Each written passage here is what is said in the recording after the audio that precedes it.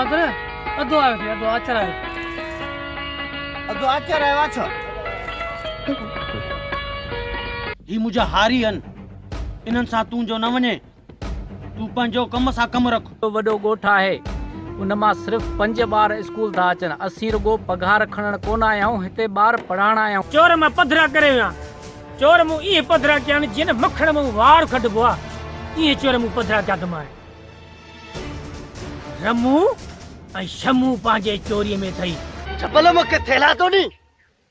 तो कहिया खबर हुजे शेर खान सिंह सिंह जबले जुई में डाट तो करी खण पांजे भा घेरलिए में वेड़े अचाई थई मौला तुंदे पापिया पापिया पापिया साडे दुनिया तुंदे पापिया पापिया साडे दुनिया मौला तुंदे पापिया पापिया पापिया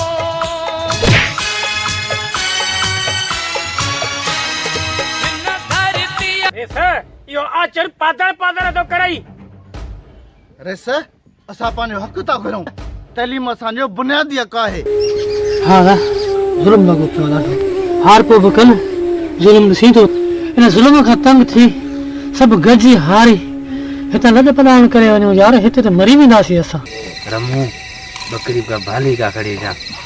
अरे से खबर पए तो ये दाणू खड़ी आन नडरो तक कोने कमदार हाने काढे वने बुधायो तक वणियो काढे असां हाने जे बीमार नडरो तो ने घोटा नहीं मारी थे बड़ा क्या से गला कमदार मां वडे आयो हली मां गरीब मिस्किन आ सजी उम्र वडे असां हार पक्यो आ ता वडे को चो मेहरबानी करे मुजा बच्चा वठा भूख ते कुछ अन्न जी मदद करे मेहरबानी करे वडे को तवा जो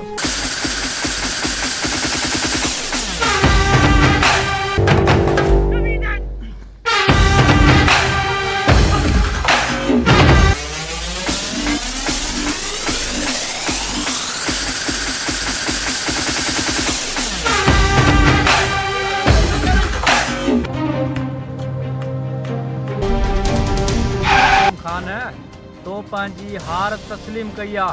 ने जे करे मुंजी बदली कराई थई जेकॾहिं मूंखे न ॻोठ में रहण ॾियां त मां पंहिंजे अखियुनि सां तुंहिंजो हशर ॾिसां हा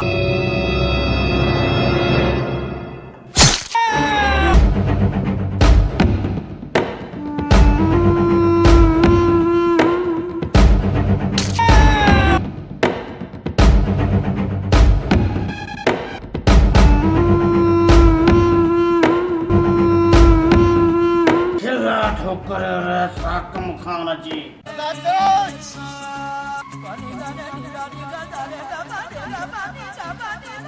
अदा चला तो के साथियों तो ये जुल्म क्या किया अदा चला तो जुल्म क्या किया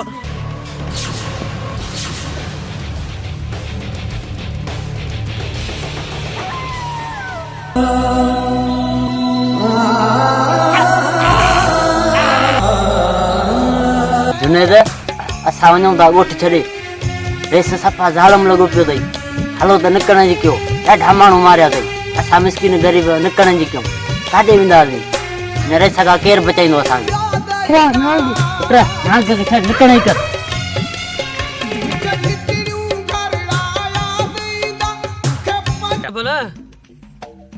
बगड़ ठिकाणो हथ करण मुंहिंजो कमु आहे पूरो तूं कजांसि रेस खे हाणे ख़बर पवंदी त ग़रीबनि जा सीना कीअं चीर पिया आहिनि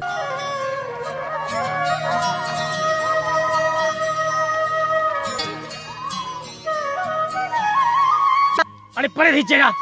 हेॾा पादर आया मां पोइ बि दोस्त सम्झे कोन छो त असांजे कंधे में जी पिया हो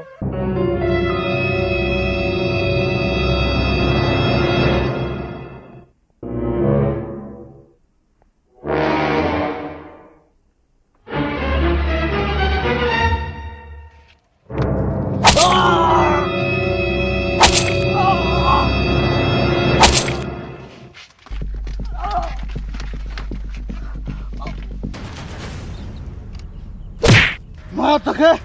ईअं न छॾींदुसि